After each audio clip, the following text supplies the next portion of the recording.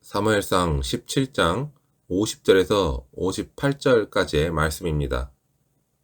사울이 암몬과의 전쟁에서 이겨 왕권을 확립했듯이 다윗도 골리앗과의 싸움에서 이겨 그 권위를 인정받기 시작했습니다. 그러나 이제 다윗의 대적은 블레셋 장군 골리앗이 아니라 이스라엘 왕 사울로 바뀌기 시작합니다. 사무엘서의 저자는 본격적으로 사울과 다윗의 모습을 비교하면서 누가 진정으로 하나님이 세우신 참된 왕인가를 보여주기 시작합니다. 오늘 본문의 말씀 중에서 특이하게 눈에 띄는 부분은 바로 50절에서 다윗의 손에는 칼이 없었더라 라는 말씀입니다. 왕의 상징물 중에 하나이자 힘과 권력의 상징인 칼이 다윗에게는 없었습니다. 이것은 단순히 다윗이 칼을 준비하지 못했다라는 것이 아니라 그의 승리가 세상적인 힘, 즉 칼과 창과 단창에 있지 않고 오직 하나님을 의지한 결과라는 것을 분명하게 보여주는 말씀입니다. 놀랍게도 하나님께서는 칼이 없는 다윗에게 승리를 주셨을 뿐만 아니라 그에게 왕의 칼을 직접 수여하시는 듯한 장면을 연출해 주셨습니다. 다윗은 자신이 쓰러뜨린 골리앗의 칼을 빼앗아서 그 칼로 그의 머리를 베었습니다. 이것은 마치 하나님께서 다윗에게 봐라, 세상의 힘이 아니라 나를 의지하는 너에게 이제 왕의 권위를 상징하는 칼을 내가 친히 쥐어주노라 라고 말씀하시는 것과 같습니다. 이후에 이 칼은 성소에 맡겨졌다가 다윗에게 다시 주어집니다. 이 과정을 통해서 골리앗의 칼은 단순한 무기가 아니라 다윗의 왕권을 상징하는 특별한 의미를 지니게 됩니다. 더욱 의미심장한 것은 하나님께서 전에 블레셋의 우상 다곤의 머리를 베셨다는 사실입니다. 다곤 신전을 무너뜨리시고 그 우상의 머리를 베셨던 하나님께서 이제 이스라엘의 왕 다윗을 통해 블레셋의 영웅 골리앗의 머리를 베게 하신 것입니다. 이것은 블레셋의 힘의 상징을 꺾으시고 하나님의 백성 이스라엘에게 승리를 선포하시는 장면과 같습니다. 사실 블레셋은 요나단에 의해서 이미 큰 타격을 입은 상태여서 정예 병력이 많지 않은 상황이었습니다. 그들은 거인 골리앗이라는 마지막 카드에 모든 것을 걸었지만 그들의 희망이었던 골리앗은 하나님의 택하신 종 다윗 앞에서 허망하게 무너졌습니다. 골리앗의 패배는 블레셋 전체의 사기 저하로 이어졌고 이스라엘은 승리하여서 블레셋을 몰아내고 풍성한 전리품을 얻게 되었습니다. 다윗은 사울 왕이 주려 했던 갑옷과 칼, 즉 세상적인 권력의 상징을 거부했습니다. 대신 그는 하나님께서 주시는 갑주, 즉 영적인 힘을 택했습니다. 사랑하는 여러분, 다윗의 이야기는 우리에게 분명한 메시지를 전달하고 있습니다.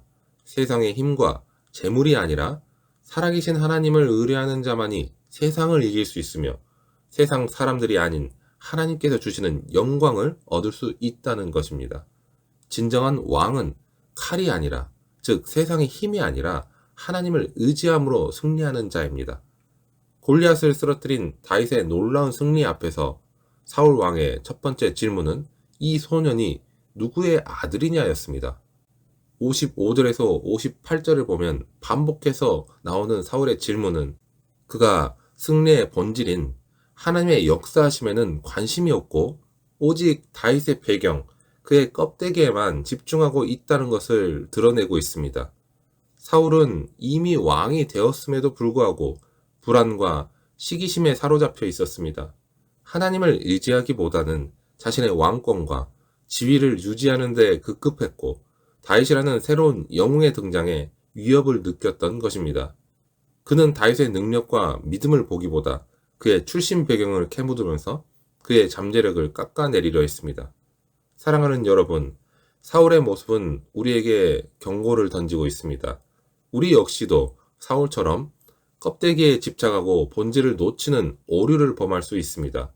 사람의 겉모습, 배경, 조건에 현혹되어서 그 사람의 진정한 가치, 하나님께서 주시는 은혜를 보지 못할 수 있습니다. 특히 지도자의 위치에 있는 사람일수록 사울과 같은 함정에 빠지지 않도록 더욱 깨어 있어야 할 것입니다. 진정한 왕, 진정한 지도자는 이 껍데기와 같은 모습이 아니라 내면의 중심을 꿰뚫어보고 하나님의 뜻을 분별하는 지혜를 가진 자입니다. 사울은 껍데기에만 집중하는 가짜 왕의 전형을 보여주었습니다. 다윗은 칼이 아닌 하나님을 의지하여 승리하는 왕, 사울은 사람의 껍데기에 집착하는 가짜 왕의 모습을 적나라하게 보여주었습니다. 그렇다면 성경은 우리에게 어떤 왕의 모습을 제시하고 있을까요? 예수님께서는 외식하는 바리새인들을 향해서 화 있을진저 외식하는 서기관들과 바리새인들이여 회칠한 무덤 같으니 겉으로는 아름답게 보이나 그 안에는 죽은 사람의 뼈와 모든 더러운 것이 가득하도다 라고 질책하셨습니다. 예수님은 겉모습만 화려하고 속은 텅 빈 회칠한 무덤과 같은 외식주의자들을 비판하시면서 껍데기가 아닌 마음의 본질, 믿음의 중심을 강조하셨습니다. 예수님께서는 제자들을 선택하실 때에도 세상적인 기준을 따르지 않으셨습니다. 학벌이나 체력, 사회적인 지위가 아니라 하나님을 향한 믿음과 순종, 그리고 변화될 가능성을 보시고 평범한 어부와 세리들을 택하여서 제자로 삼으셨습니다. 예수님은 사람의 껍데기가 아니라 그 중심을 꿰뚫어 보시는 분이셨습니다. 사랑하는 여러분, 우리 역시 껍데기가 아니라 본질에 집중하는 삶을 살아야 할 것입니다. 신앙생활의 본질은 화려한 예배당이나 많은 교인의 수가 아닙니다. 예배의 본질은 하나님과의 진정한 만남이며 봉사의 본질은 사랑으로 섬기는 마음입니다.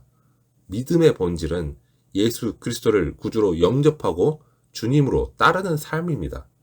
우리는 혹시 사울처럼 껍데기에 집착하며 살아가고 있지는 않을까요?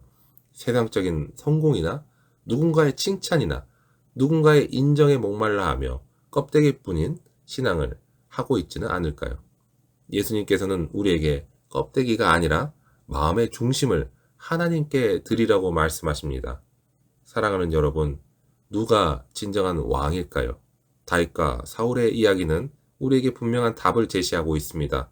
진정한 왕은 껍데기, 세상의 힘과 권력에 의존하는 자가 아니라 오직 하나님을 의지하고 그 뜻을 따라 백성을 다스리는 자입니다. 그리고 궁극적으로 우리의 참된 왕은 바로 예수 그리스도이십니다. 예수님께서는 세상적인 왕처럼 칼과 권력으로 다스리시는 것이 아니라 십자가 사랑으로 섬김으로 우리를 다스리십니다. 이제는 예수 그리스도를 우리의 진정한 왕으로 모시고 껍데기가 아닌 본질에 집중하면서 하나님과의 깊은 관계 속으로 살아가는 저와 여러분이 되기를 주님의 이름으로 축원합니다.